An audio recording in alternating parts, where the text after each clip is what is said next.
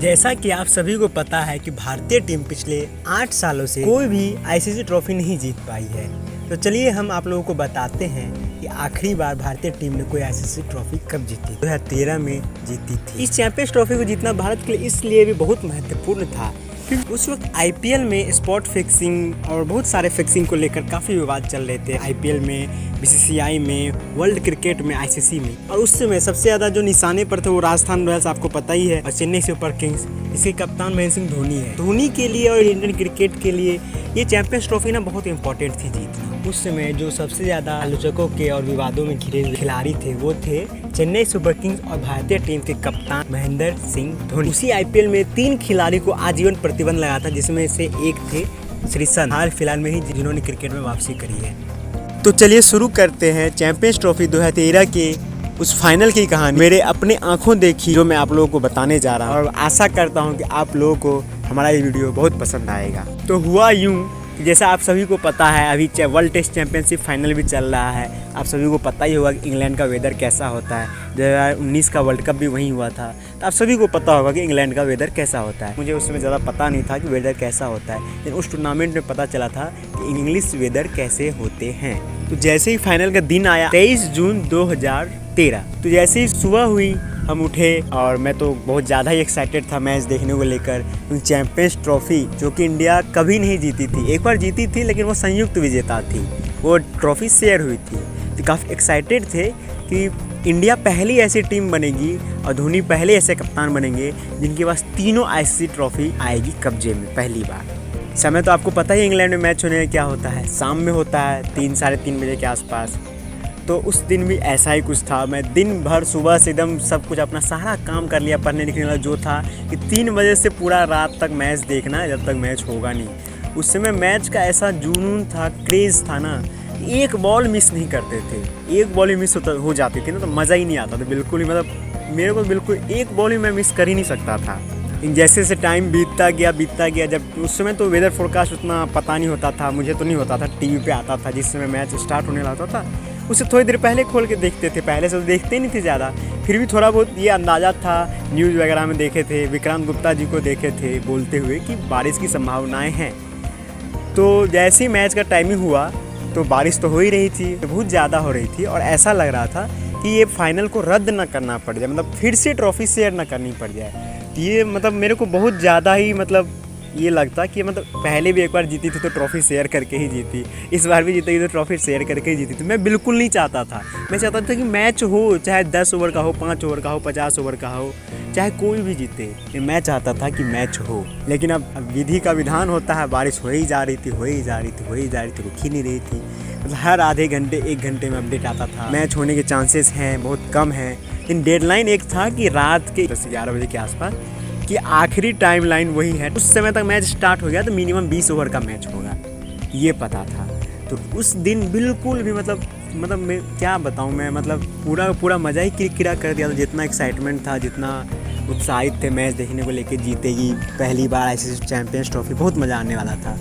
इन जैसे जैसे टाइम बीतता गया, शाम से और शाम हुआ, 6 बजे, 7 बजे, 8 बजे, बारिश रुक ही नहीं रही थी और बीच में रुकती भी थी तो फिर स्टार्ट हो जाती थी। और ग्राउंड तो पता ही आपको इंग्लैंड का कितना गीला हो जाता है, गीला रहता है पूरा ग्राउंड। तो कवर करते नहीं है वो लोग, पिच के अलावा सिर्फ पिच को कवर कर देते हैं बस, उसके अलावा ज़्यादा नहीं करते। मेरे को याद भी नहीं, मैं शायद 8th या 7th में था।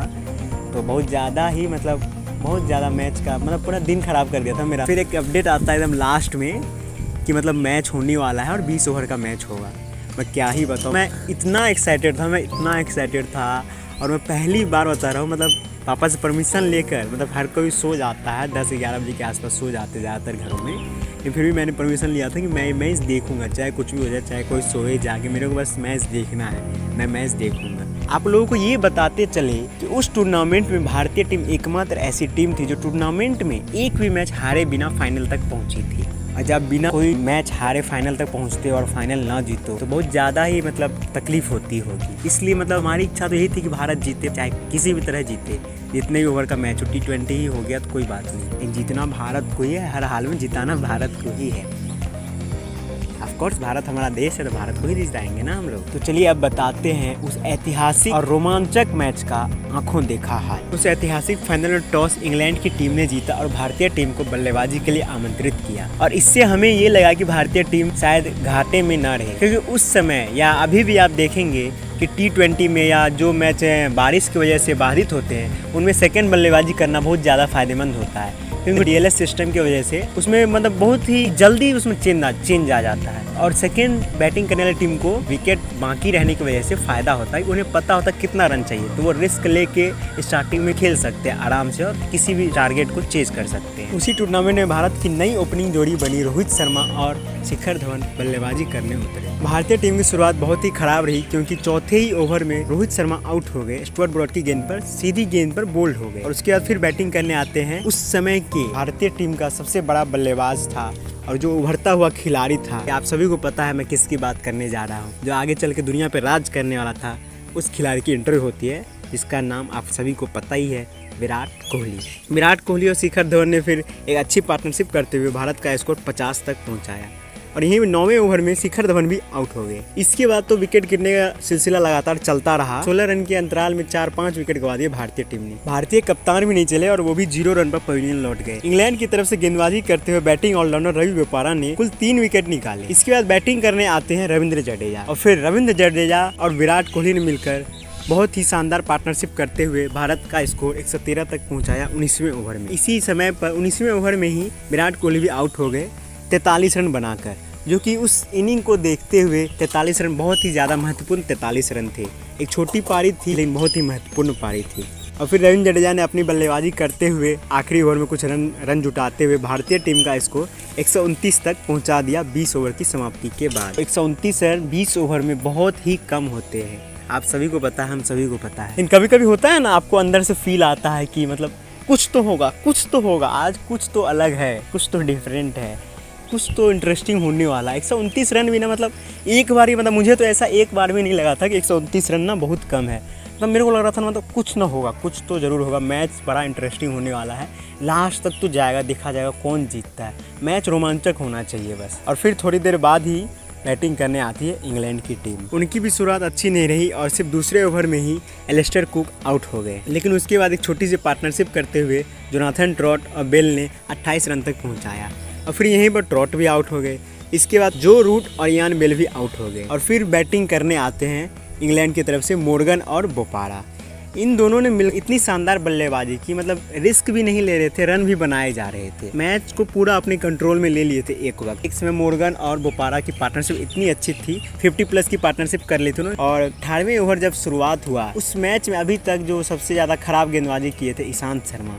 धोनी का दिमाग यहीं चला और धोनी ने ईशांत शर्मा को बॉलिंग पे लाया। मुझे तो ऐसा लग रहा था यार, ईशांत शर्मा को क्यों बॉलिंग दिया यार, 2 ओवर में पहले इतना रन खा चुका है, इसको क्यों बॉलिंग दिया जा रहा है। उमेश यादव ने इतनी अच्छी गेंदबाजी की थी, भुवनेश्वर कुमार ने गेंदबाजी इतनी अच्छी की थी, उन दोनों को क्यों नहीं दे रहे हैं। लेकिन धोनी तो धोनी है, जैसा कि आप सभी को पता है। लक उस समय तक उनका लक जो था ना, मतलब अलग लेवल पे था, बिल्कुल ही अलग लेवल पे था। तो जैसे ईशांत शर्मा लगातार 2 गेंदों पे दोनों सेट बल्लेबाज मोर्गन और बोपारा को आउट कर दिया, तो दोनों कैच रविचंद्रन अश्विन ने लिया, तब लगा कि हाँ कुछ अब जान में जान आया है मैच में। और ईशांत शर्मा का वही ओवर मैच का टर्निंग पॉइंट साबित हुआ, जहाँ ईशांत शर्मा 18वें ओवर से पहले तक मैच में भारतीय टीम के लिए विलेन साबित हुए थे। उन्होंने ही फिर आखिर में भारतीय टीम को एक बहुत ही शानदार जीत दिलाई और उसके बाद लगातार अंतराल में फिर विकेट गिरते चले गए।